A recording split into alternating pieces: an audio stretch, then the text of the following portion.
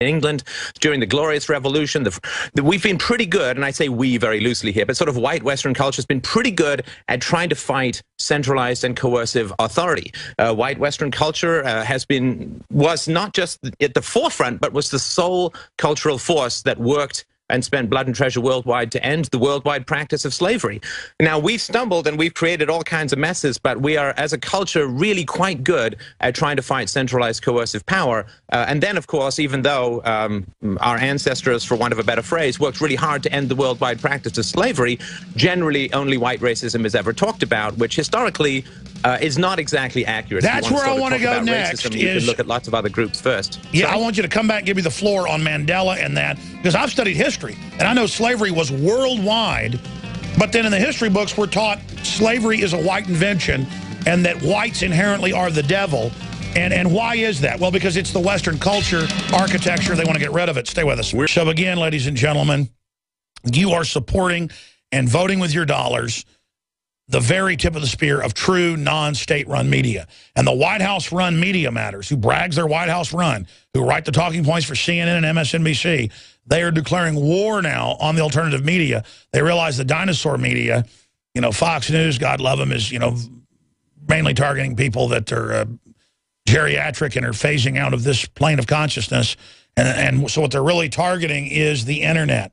What they're targeting is InfoWars and Drudge and WorldNet Daily, and anybody else who isn't a total communist.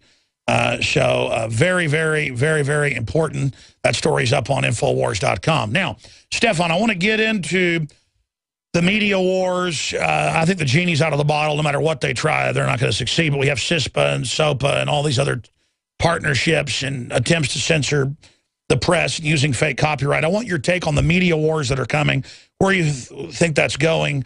But first, Mandela. I've studied a lot about South Africa, and it seems to me they traded one evil out for another. And I saw your video you did on it last week and thought it was spot on. And you were starting to allude to it. Now, if you really study history, everyone basically had a caste system, or what you call slavery, from India to China to Japan. If a samurai had a new sword, wanted to test it out, they'd go chop a villager up. That was their divine right. Wanted to have sex with you, you had to roll over and let them. And they were kind of a more cultured group of tyranny, you could say. I'm not knocking Japanese culture. Every culture had slaves. Romans had white slaves, had black slaves, you name it.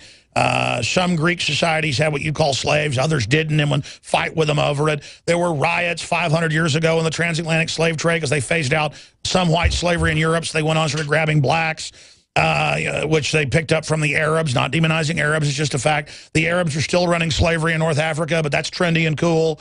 We're told it's a different type of slavery. All I hear all day is I'm bad, Western culture's bad, and Western culture is dying, and the Western elite are helping kill it. Why are they doing that? You've got the floor. Well, there's a small topic to deal with.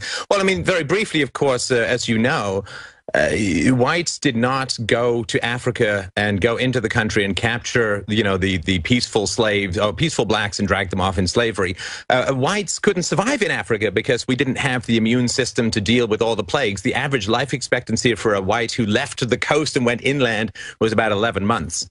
So the black slave trade and the Arab slave trade, the Middle Eastern slave trade was humming along, and whites went in and bought the slaves from the coastal cities and took them away. All nasty stuff. I mean, slavery is a fundamental moral abomination. Nobody has any argument with that. I read the British reports from 300 years ago where on average a third of the ship would die of the white sailors just going to pick up slaves, and that was why the first multicultural pirate ships were created. It wasn't that they wanted to even revolt. It was a death sentence if you came back on a second mission.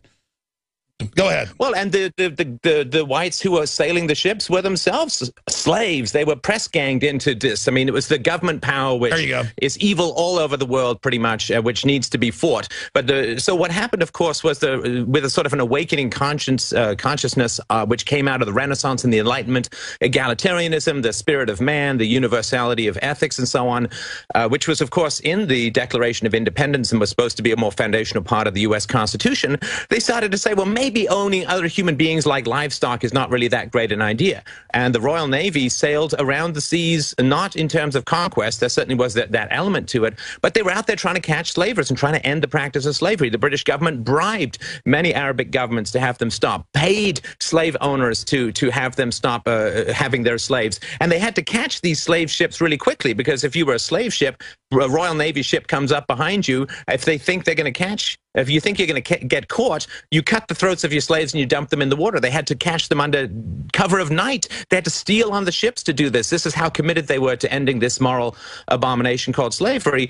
And this is nowhere taught. It is nowhere understood, because I think fundamentally white guilt is a very profitable resource for people to tweak. You know, you make a white person feel guilty, they'll be like, oh, here's some benefits, here's affirmative action, here's taxes, here's whatever you want, just stop making me feel guilty. And then that hamstrings the people that are getting the handouts.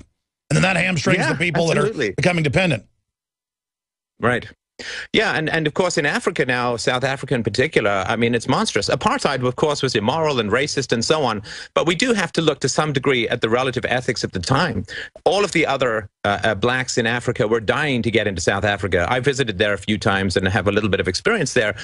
People were trying to get into South Africa. 60% of blacks and whites now say that they were better off under apartheid. And if you're saying that you're better off under apartheid, that is not exactly a ringing endorsement of your current system. South Africa is the rape and murder capital of the world at the moment. It is a disintegrating country, and I think it's partly because they didn't really go back and learn the lessons of the American Revolution, and you had a bunch of communists, of which Nelson Mandela was first and foremost. He wrote a treatise in his youth called How to Be a Good Communist, did not explicitly reject these views, and so the virus of socialism landed in Africa in the same way that it landed after the Raj ended in 1949 in India. You get all these socialists who go out there and try and set up this central planning communist socialist dystopia, and then things go to heck in a handbasket, and nobody sits there and says, well, it's because people aren't free to trade and own property and government's interfering with everything. It's the same lesson that we learned brutally for hundreds of years, and we've forgotten to teach other people.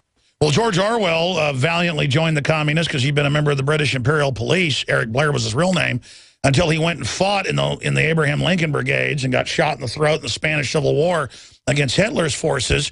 And then he wrote about in his books, I read them, how the communist leaders were actually just like bank robber, criminal rapists who were using all the well-meaning communists to set up and just take over, and that they couldn't beat the Nazis because the communists were just so criminal they couldn't even organize. The Nazis were actually ideologues who believed what they were doing. And it's just incredible. There is this belief that we have, you know, ordinary criminals like pickpockets and so on, and then we have organized criminals like the mafia and so on, and then above those people, like this archway above society, is this glowing godhood of statism that protects us from all these nasty little people. I think that the historically accurate, if not currently accurate view, is that the incompetent criminals are out there picking your pockets. The more competent criminals are organizing into mobs, but the most competent criminals run for office and end up in charge of the state. They are the best of the best. They're not there to protect you from criminals because they're kind of pursuing the same methodology.